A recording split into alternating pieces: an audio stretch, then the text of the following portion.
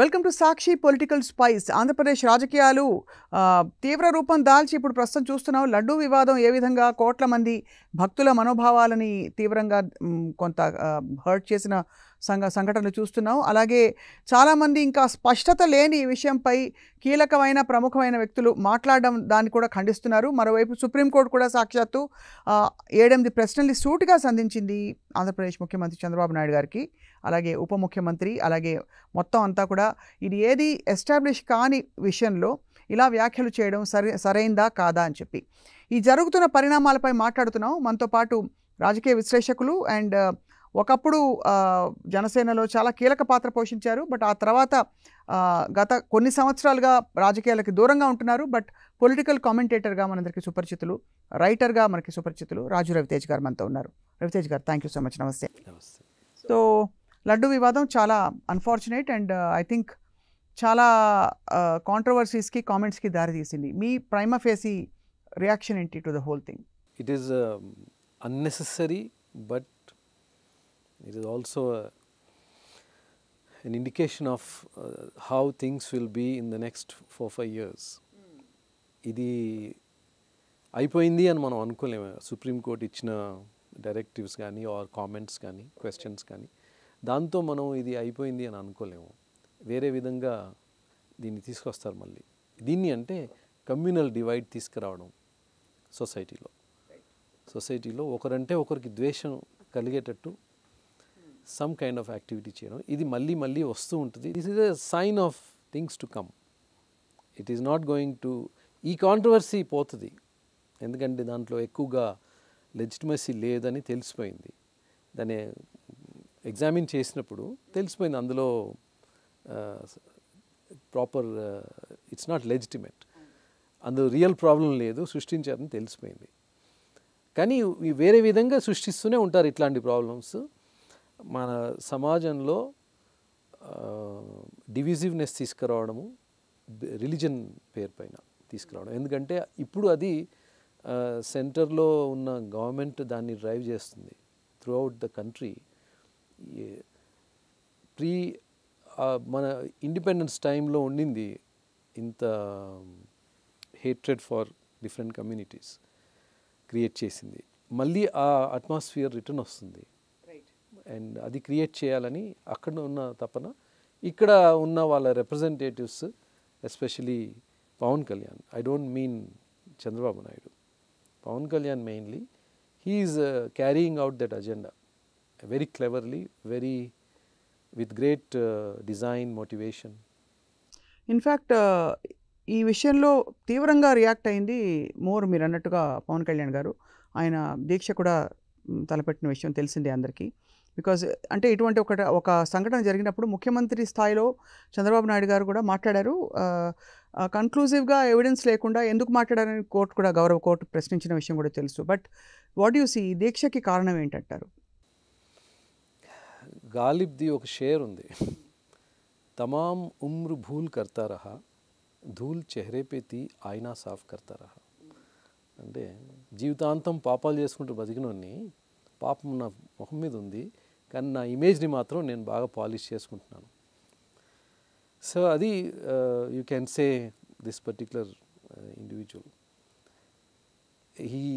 he wants to polish his image for posterity, to be in the good books of the ruling party in the center, and he wants to be relevant. And if you ignore him, that will be his punishment.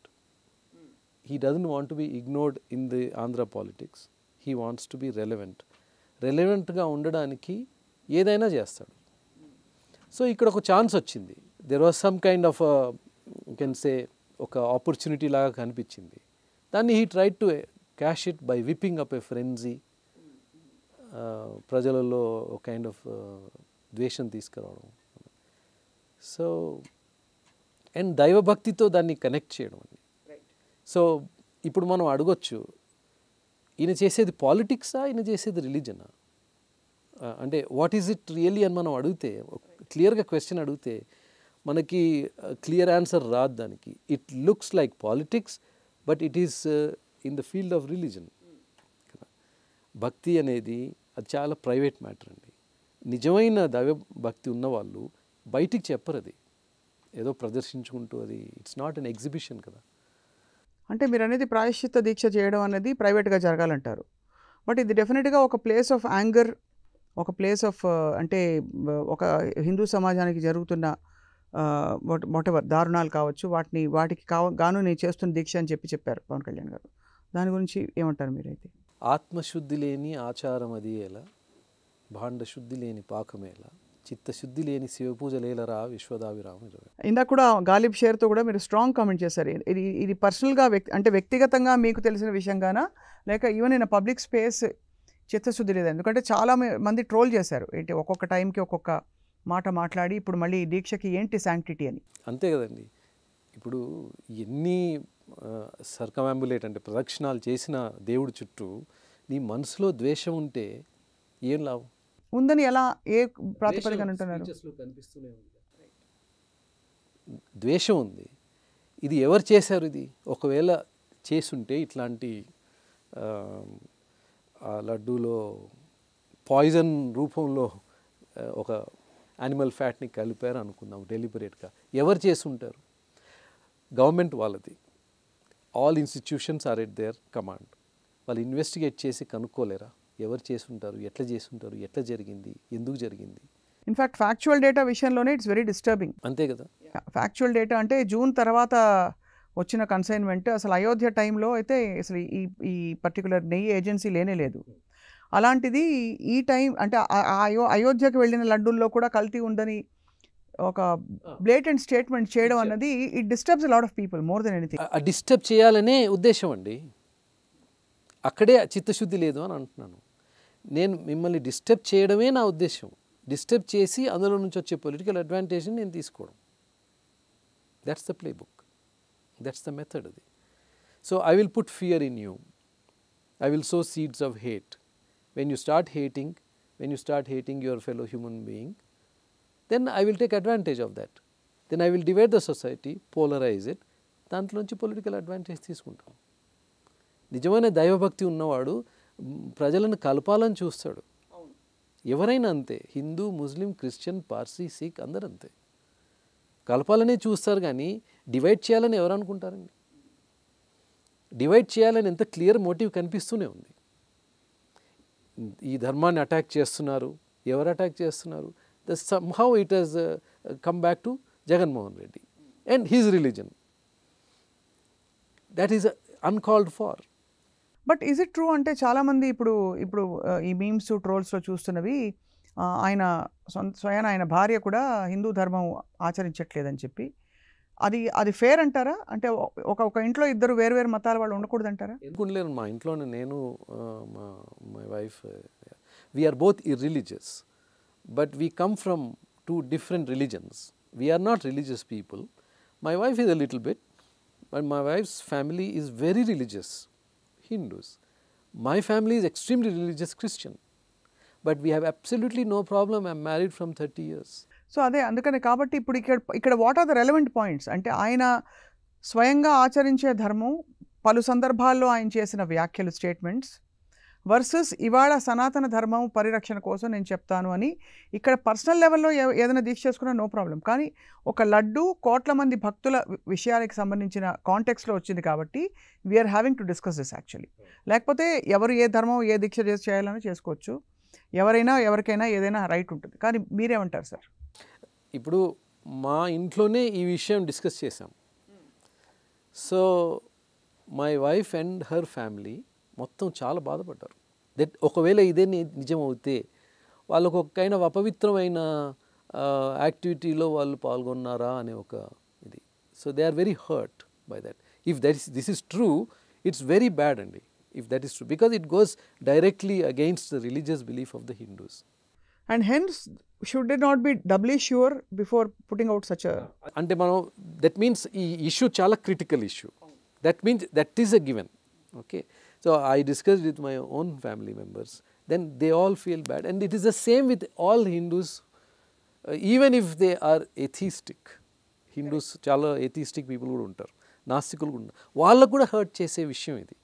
So that means it is like a jackpot for any communal guy. ఇది use చేసుకోవాలంటే చాలా బాగా use చేసుకోవచ్చు. So that much is a given. So ఇది investigate చేసి కల్ప్రిట్స్ని పట్టుకొని వాళ్ళని శిక్షించడము that's normal. అది చేయకుండా దీన్ని you whip up a whole political frenzy over this అంటే దాని అర్థం ఏంటి? అండ్ అదొకటి. రెండోది, ఇన్వెస్టిగేట్ చేయడానికి కూడా ఇప్పుడు దానికి ఒక సిస్టమ్ ఉంటుంది మీరు అన్నట్టుగా. అది ఇన్వెస్టిగేషన్ ఇన్ఫ్యాక్ట్ ఈ రిపోర్ట్ ఇచ్చిన ల్యాబే చెప్పింది ఇది కోర్టులో ఎవిడెన్స్గా సబ్మిట్ చేయడానికి దీనికి it is not that kind of report అని. అలాంటివి ఒక అంటే ఒక పొలిటికల్ కాంటెక్స్ట్లో మాట్లాడినా కూడా పొలిటీషియన్గా ఉండడం వేరు, ఒక బాధ్యత గల పొజిషన్లో ఉండడం వేరు. ఇప్పుడు ఇక్కడ ఈ పొజిషన్లో ఉన్నప్పుడు obviously it is very legitimate statement that you should be making instead of allegation కదా. అది చేయలేదు. ఇంకోటి ముఖ్యమంత్రి కూడా ఫర్ దట్ మ్యాటర్, ముఖ్యమంత్రి గారు కూడా ఎక్కడ ఆయన లెజిటిమైజ్ చేసి దీన్ని ఇది జరిగింది మేము ఇలా కనుక్కున్నాం అనే ఇది లేకుండా గాల్లో 2-3 రెచ్చగొట్టే వ్యాఖ్యలు వదిలి ఆల్మోస్ట్ దీన్ని నిజమని నమ్మబలికే ప్రయత్నమే చేశారు. అది వాళ్ళిద్దరు ఒక టీంలో ఆడుతున్నారు కాబట్టి అట్లా చేయాల్సి వచ్చింది అని నా వ్యూ.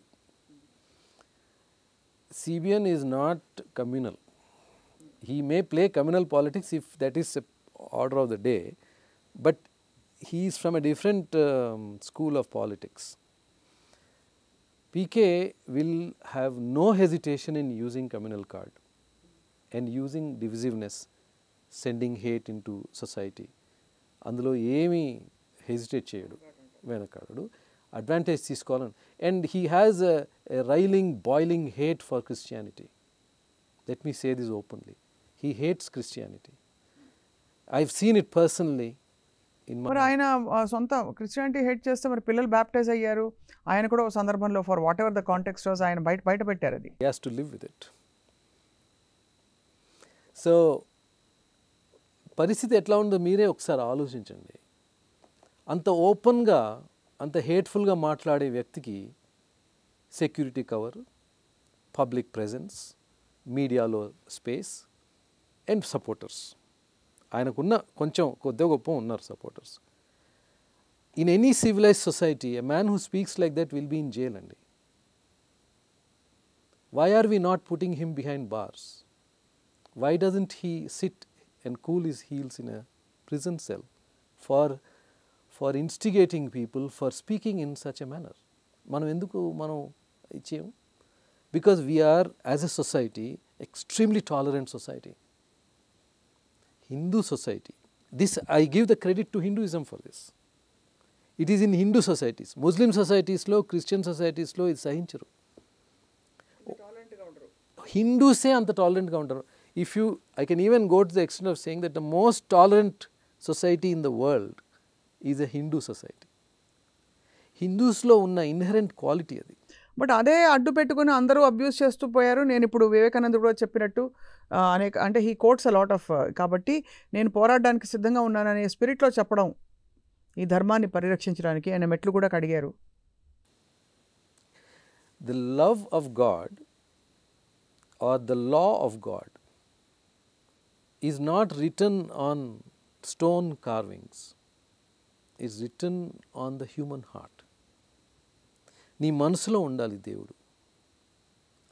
గుడి మెట్లు కడిగినంత మాత్రాన నువ్వు పవిత్రం అయిపోవు, ప్రాయశ్చిత్తం చేసినట్టు కాదు. ప్రాయశ్చిత్తం అనేది నీ మనసులో ఉండాలి. నీ మనసులో ద్వేషం ఉంటే నువ్వు ఎన్ని ప్రాయశ్చిత్తాలు చేస్తే ఏం లాభం బయటికి? You cannot hate your fellow human బీయింగే కదా. నీ ఎనిమి అయితే కాదుగా. నీతో సమాజంలో వాళ్ళు నీతో బ్రతుకుతున్నారు, నీ సమాజంలోనే భాగం వాళ్ళు. నువ్వు ఎట్లా ద్వేషిస్తావు? How can you give a statement like 1,00,000 లడ్డూలు అయోధ్యకు పంపించారు,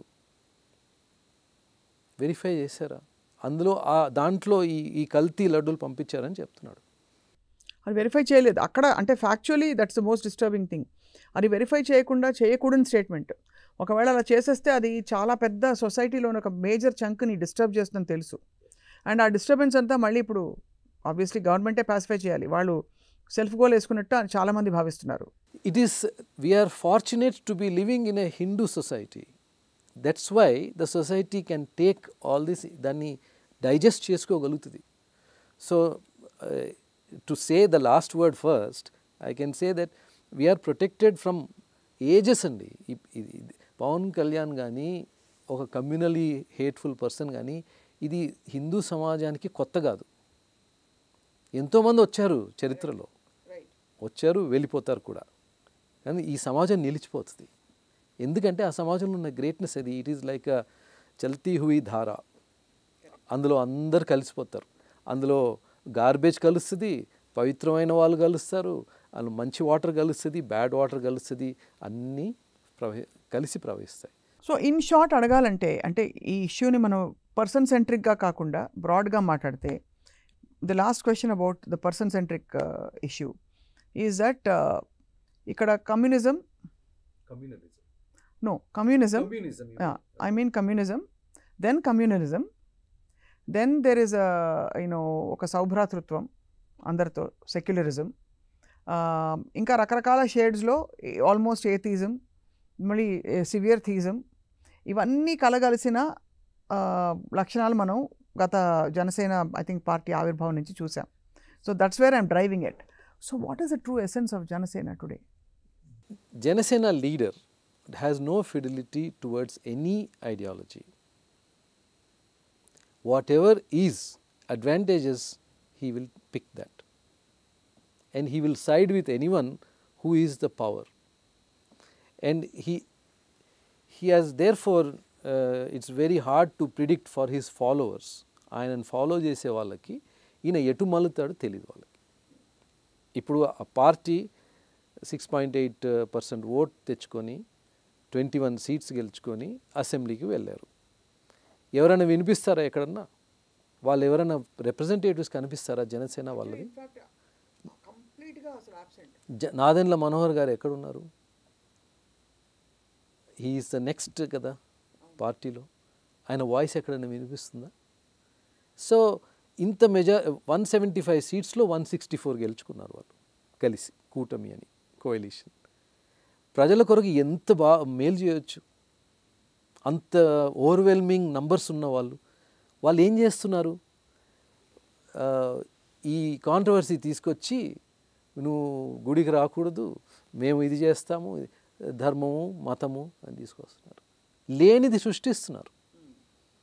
ఆంధ్ర ప్రజల్లో, తెలుగు ప్రజల్లో ఈ ద్వేషాలు లేవు, సృష్టిస్తున్నారు వాళ్ళు. ఎప్పుడు ఆలోచించని వాళ్ళు ఆలోచిస్తున్నారు. నా పక్కన ఉండే నేబర్ వీడు, నాతో బ్రతికే వీడు నా శత్రువా వీడు అన్నట్టు ఆలోచిస్తున్నాడు. ఇట్లాంటి శత్రుత్వం తీసుకొచ్చే ముందు ఒక లీడర్ లాగా ఆలోచించవా ఏం జరుగుతుంది సమాజంలో అని? రేపటి రోజున అందరూ అంటే అన్ని సమాజాలని కలుపుకుపోవాల్సిన బాధ్యత లీడర్లపై ఉంటుంది. ఇక్కడ ఒక కాన్స్పిరసీ థియరీ మధ్యలో వచ్చింది. But it could very well be true that Chandrababu Naidu గారు లోకేష్ గారి ఇమేజ్ని పెంచడానికి, పవన్ కళ్యాణ్ గారి ఇమేజ్ని తగ్గించడానికి, మరియు ఆయన్ని ఫిక్స్ చేయడానికి ఒక చోట ఆయన చేత ఇవన్నీ మాట్లాడిస్తూ ఫిక్స్ చేస్తూ, మరోవైపు ఇండస్ట్రీలో వచ్చిన మరొక జనసేన పార్టీలో సభ్యుడిగా ఉండే జానీ మాస్టర్ వివాదాన్ని కూడా పైకి తీసుకొచ్చి చేసింది ఆయనే ఇన్ ఆర్డర్ టు ప్రొజెక్ట్. కాబట్టి అంటే the essence of what I'm asking is, ఈ కోయలిషన్లో ఈ రెండు మేజర్ పార్టీస్ మధ్య సఖ్యత, కమ్యూనికేషన్ క్లియర్గా ఉన్నట్టు అనుకోవచ్చా? ఆర్ క్లియర్గా ఉండదండి. Pawan Kalyan will be a thorn in CBN side. వాళ్ళు కూటమిలో కలిసి చేసినా కానీ పవన్ కళ్యాణ్ నేచర్ అది. He won't cooperate. He is a rebellious guy. Rebellious teenagers ఎట్లా ఉంటారు? ఇప్పుడు నాకు వద్దంటాడు, రేపు అదే 2 సార్లు కావాలంటాడు. ఇది కావాలని చెప్పి తీసుకొని ఇస్తే నాకు వద్దు, నాకు అడిగినప్పుడు ఇవ్వలేదు కదా, ఇది కూడా తీసుకెళ్ళిపోండి. టీనేజర్స్ ఎట్లా చేస్తారు? సేమ్ రెబెలియస్ టీనేజర్స్ టైప్గా ఉంటుంది. సో ఆ మెచ్యూర్ వే ఆఫ్ హ్యాండ్లింగ్ ఉండదు. ఎప్పుడు మెచ్యూరిటీ చూపించాలో అప్పుడు చూపిస్తాడు బికాజ్ ఆఫ్ ద మోటివ్స్. కానీ మళ్ళీ this is not a mature way to deal with a sensitive issue కదా. కానీ వాళ్ళు కోయలిషన్లో ఉన్నారు కాబట్టి కవర్ చేస్తారు, వాళ్ళు ఒక టీంలో ఆడుతున్నారు కాబట్టి కవర్ చేస్తారు. వాళ్ళకి లోపల ఉంటుంది కదా వాళ్ళకి. I don't think they will have a smooth communication. They will have, ఇప్పుడు వాళ్ళు పవర్లోకి వచ్చి June 4th వాళ్ళు పవర్లోకి వచ్చారు. ఇవాళ October 3rd. సో 4 నెలలు, June, July, August, September, October వచ్చింది. They have to travel for 60 months. 56 months are left. So they will unravel several times. Several things. ఈ మధ్యలో ఒక ఆల్మోస్ట్ ఒక ఫ్లరీ లాగా వచ్చిన ఒక సడన్గా అలజడి రేపిన కామెంట్ పూనం కవర్ కామెంట్ త్రివిక్రమ్ గారి మీద చాలా ఒక సీరియస్ కామెంట్ చేసి విత్ పేరు మెన్షన్ చేస్తూ చేసిన ట్వీట్ అది. సో దానికి బ్యాక్గ్రౌండ్ ఏంటి రవితేజ్ గారు? Do you have any information on that? ప్రైవేట్గా కొన్ని విషయాలు తెలుసు కానీ నాకు I would not like to speak about it openly in public. But I have seen the tweet that she made naming him, saying that she complain about him to మా అసోసియేషన్కి complaint చేశాను, వాళ్ళు ఏం యాక్షన్ తీసుకోలేదు అని. ఒకవేళ ఆ అమ్మాయి దగ్గర ఏమన్నా ఆధారాలు ఉంటే ఆమె పబ్లిక్లో పెడితే అప్పుడు మనం కామెంట్ చేస్తే దానికి ఇదిగా ఉంటుంది. ఎందుకంటే అక్యూజర్ ఆమె కాబట్టి, అక్యూజ్డ్ ఈయన. అక్యూజ్డ్ని ఇన్నోసెంట్గా మనం ప్రెజ్యూమ్ చేయడం న్యాయం. We have to assume innocence, presume innocent, not assume. But obviously until proven guilty everybody is innocent అంట. He must also be given a chance. But ఆయన ఇప్పుడు ఏం చెప్పట్లేదు, ఆయన పేరు మెన్షన్ చేసినా ఆయన ఏం చెప్పలేదు. అండ్ ఆమె పవన్ కళ్యాణ్ పేరు కూడా చాలా మెన్షన్ చేసింది. ఎక్కడ పబ్లిక్గా? యా, చాలాసార్లు మెన్షన్ చేసింది. పవన్ కళ్యాణ్ కూడా దానికి రెస్పాన్స్ ఇవ్వలేదు. This is part of the man dominated industry అనేది. సొసైటీయే మ్యాన్ డామినేటెడ్ ఉన్నప్పుడు వాళ్ళు పవర్ఫుల్ పీపుల్, పవర్ఫుల్ పొజిషన్స్లో ఉన్నారు, వాళ్ళకి పలుకుబడి ఉంది, వాళ్ళు చెప్పిన మాట అందరు వింటారు, ఎంతోమంది కెరియర్స్ వాళ్ళ చేతుల్లో ఉన్నాయి కాబట్టి ఆ సిస్టమ్ ఏ సిస్టంలోనైతే వాళ్ళు ఉన్నారో ఆ సిస్టమ్ వాళ్ళకే సపోర్ట్ చేస్తుంది. ఈ అమ్మాయికి ఎందుకు చేస్తుంది? సో ఈ అమ్మాయికి సపోర్ట్ లేదు. అట్లా అని చెప్పి అమ్మాయి చెప్పింది అన్నీ కరెక్ట్ అని కూడా మనం అనలేము. We don't know, we have to wait for. ఆమె దగ్గర ఆధారాలు ఉంటే ఆమె అది బయట పెడితే దాన్ని పబ్లిక్ స్పియర్లోకి వస్తే దానిపైన మనం ఏదన్నా కామెంట్ చేయొచ్చు. ఆ అమ్మాయి ఏం ఆధారాలు బయట పెట్టకుంటే మనం ఏం చెప్పలేము. She herself has to show proof of this thing. If she has proof she must. అంతవరకు మనము పబ్లిక్గా కామెంట్ చేయడము I feel that it is unfair to the man. Absolutely no. Comment చేయడం అంటే ఇక్కడ పబ్లిక్గా తను పెట్టిన కాంటెక్స్ట్ని బట్టి, అంటే మెనీ థింగ్స్ ఆర్ ఇంటర్కనెక్టెడ్ ఇక్కడ కాబట్టి మాట్లాడుతున్నాం మనం. అంటే ఇండస్ట్రీ వివాదం, అక్కడ జానీ మాస్టర్ వివాదం వచ్చినప్పుడు బయటికి ఆయన ఫలానా పార్టీలో సభ్యుడిగా ఉన్నాడని చెప్పి అది మళ్ళీ చర్చకు వచ్చి అక్కడి నుంచి వెంటనే పూనం కవర్ ట్వీట్లు పబ్లిక్ అవ్వడం, ఇవన్నీ కూడా ఒకే టైం పీరియడ్లో జరిగిపోయాయి చక్క. సో వెరసి if I have to ask you, ఒక డెప్యూటీ చీఫ్ మినిస్టర్గా ఉన్నారు పవన్ కళ్యాణ్ గారు, ముఖ్యమంత్రి చంద్రబాబు నాయుడు గారు, ఈ లడ్డూ వివాదంలో చేసిన 3-4 కీలక తప్పులేంటి రవితేజ్ గారు? తప్పులా పొరపాట్లా మనం ఆలోచిద్దాము. But first to rush to the public is wrong అండి. With a sensitive matter to the rush to the public. ఇంకోటి, deputy chief minister is not a statutory position, it is not a constitutional position, it is a created position. దానికి ఏం విలువ లేదు. అది అతని ego satisfaction కొరకే ఉంటుంది, ఆయన ఫాలోవర్స్కి మాకేదో వచ్చింది అని ఉంటుంది. కానీ ఆయన మంత్రి, అది statutory position, that has a constitutional validity. Deputy CM అనేది it has no constitutional validity. అదొకటి. ఇంకోటి, chief minister of Andhra Pradesh is mister Chandrababu Naidu. He should speak if there is anything, or relevant ministry should speak under his leadership. ఇప్పుడు ఎట్లా కనిపిస్తుందంటే పవన్ కళ్యాణ్ ఒక chief minister, Chandrababu Naidu ఇంకో chief minister లాగా కనిపిస్తుంది. Media కూడా దాన్ని అట్లాగే ప్లే చేస్తుంది. That is going to be a big disadvantage for them. వాళ్ళు ఆలోచించట్లేదు. అది తెలుగుదేశంకి సపోర్ట్ చేసే మీడియా పవన్ కళ్యాణ్ని చాలా ప్రాప్ చేస్తుంది. ఇంతకుముందు ఆయన్ని వాళ్ళు తిట్టిన మీడియానే అది వాళ్ళు ప్రాప్ చేసుకుంటున్నారు. అది వాళ్ళకి పెద్ద తప్పు. అది that's a big mistake that they are making and strategic error. అది it's going to backfire on them in 2 or 3 years time. అది మళ్ళీ ఇర్రిపేరబుల్ అయిపోతుంది. ఎందుకంటే ఇంత ప్రాపప్ చేసి వాళ్ళే మళ్ళీ ఆయనను దించాల్సి వస్తుంది, ఆ పరిస్థితి వస్తుంది. We have to be very patient in that. అదొకటి తప్పు. ఇంకోటి, సెన్సిటివ్ ఇష్యూస్, ప్రజల్లో హేట్రెడ్ క్రియేట్ చేసే ఇష్యూస్ని rushing to the public is very very bad అండి. అది ఎఫ్ఐఆర్ రిజిస్టర్ కాకముందే, ఏమీ లేకముందే వీళ్ళు పబ్లిక్ స్టేట్మెంట్స్ ఇవ్వడము, అండ్ పబ్లిక్ స్టేట్మెంట్స్ ఇచ్చిన తర్వాత దానిపైన లీగల్ మెషినరీని ఇనిషియేట్ చేయడం, అది ఇట్స్ అ బిగ్ బ్లండర్. అది a man with such experience and Chandrababu Naidu provided very good administration అండి. ఆయన ఇట్లాంటి ఎర్రర్ ఎట్లా చేశాడు అనేది ఒక పెద్ద ఇది. సో దట్ మీన్స్ ఈ Pawan Kalyan's influence is there. He has a disruptive influence and he's playing that kind of disruptive thing. And so they have to be very careful. ఇది ఎలా లాజికల్ ఎండ్కి వస్తుందో అర్థం కావట్లేదు. అంటే ఒకటి స్పెషల్ ఇన్వెస్టిగేషన్ టీమ్ మళ్ళీ వాళ్ళనే పెట్టుకుని తొందరగా దొరికిన వాళ్ళని వేసేస్తారని చెప్పి anyway that stalled for now.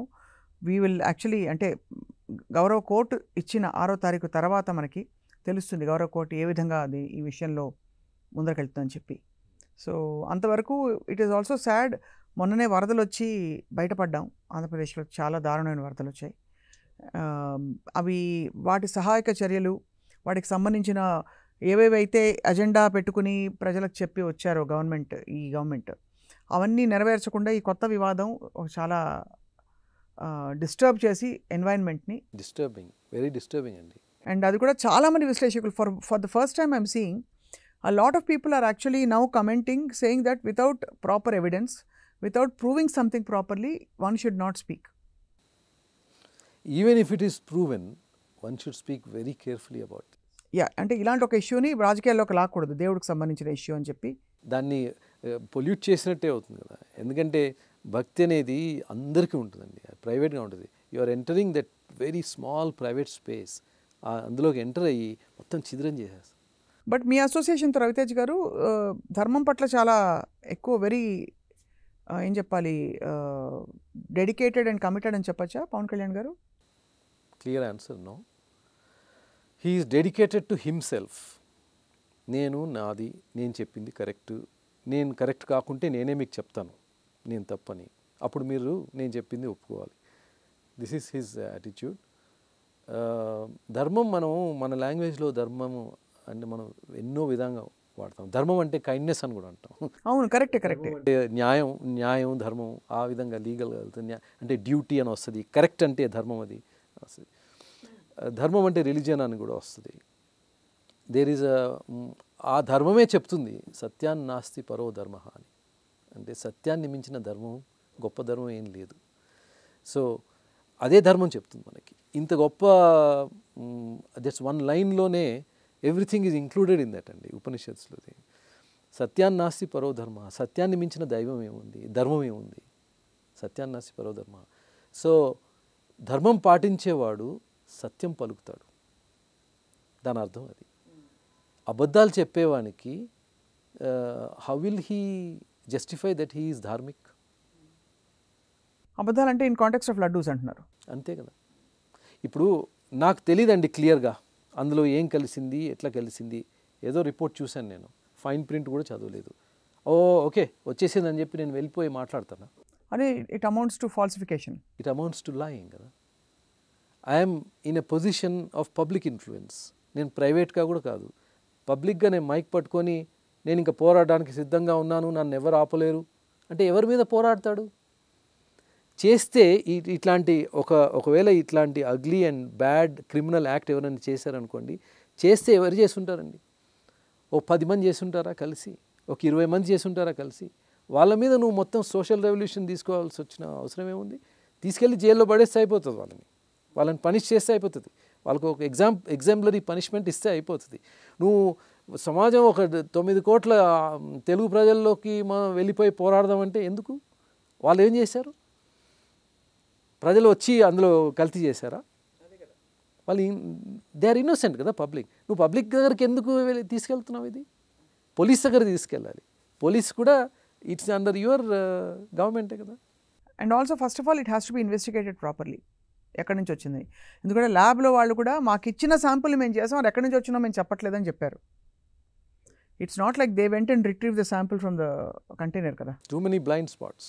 ఆ బ్లైండ్ స్పాట్స్ని, సో ఇక్కడ మోస్ట్ హర్ట్ఫుల్ థింగ్ ఏంటంటే బ్లైండ్ స్పాట్స్ని గమనించుకోకుండా, వాటికి వివరాలు తీసుకోకుండా బాధ్యతల గల వ్యక్తులందరూ కూడా దీనిపై స్వీపింగ్ స్టేట్మెంట్స్ ఆల్రెడీ పబ్లిక్లో చేశారు. ఒకలా గుండె జారిపోతుంది. బికాస్ భక్తున్న వాళ్ళకి తెలుస్తుందండి, అండ్ నిష్ఠాగరిష్టంగా ఉండే వాళ్ళకే అర్థమవుతుంది దాని పించ్ ఏంటి, పెయిన్ ఏంటని. అండ్ మీరు అన్నట్టు మీ ఇంట్లో అయిందన్నారు, మీ ఇంట్లో ఇంకా సెక్యులర్ ఎన్వైరన్మెంట్ చాలా. May I because you brought it, I would like to confess here that I and my wife and I, we travel the world అండి.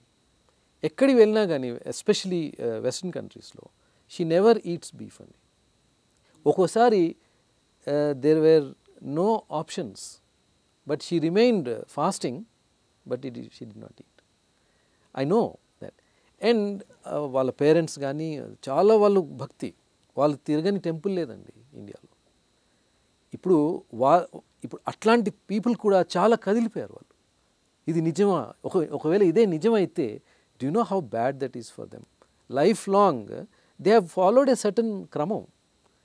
దాన్ని మనం డిస్ట్రాయ్ చేసినట్టు అయిపోతుంది. ఎవరన్నా ఒకవేళ నిజంగా చేస్తే ఇట్లాంటిది వాళ్ళని బాగా శిక్షించాలి. They are to be punished. అది మనం కనుక్కొని శిక్షించాలి. అట్లా అని చెప్పి నేను పోరాడతాను, ఇది అందరినీ చేస్తానంటే ఇట్ ఈస్ అది నార్మలైజ్ చేసి జనరలైజ్ చేసి ఇంకా జరిగిపోతుంది అనేది it can instigate a lot of negative emotions. It is like a spiritual murder అండి. When you say to a Hindu that you are consuming pig fat, cow fat and fish oil in the most divine offering that you can get in the Telugu culture. So that not backed up with evidence and that not backed up with enough data is a very disturbing, almost like a treacherous weapon. అంతే. దాని వెనుక ఎంత bad motive ఉండాలి ఒకవేళ అబద్ధం అయితే అది. ఇప్పుడు అది ప్రూవ్ అవుతుంది కదా అబద్ధం అని. ఇట్లాంటి పర్సన్ని మనం ధార్మికని ఎట్లా అంటాం? మీరు అడిగిన ప్రశ్నకి అతనికి ధర్మం పట్ల కమిట్మెంట్ ఉందా అంటే, ధర్మం పట్ల కమిట్మెంట్ ఉండే వాళ్ళు ఇట్లా మాట్లాడరు.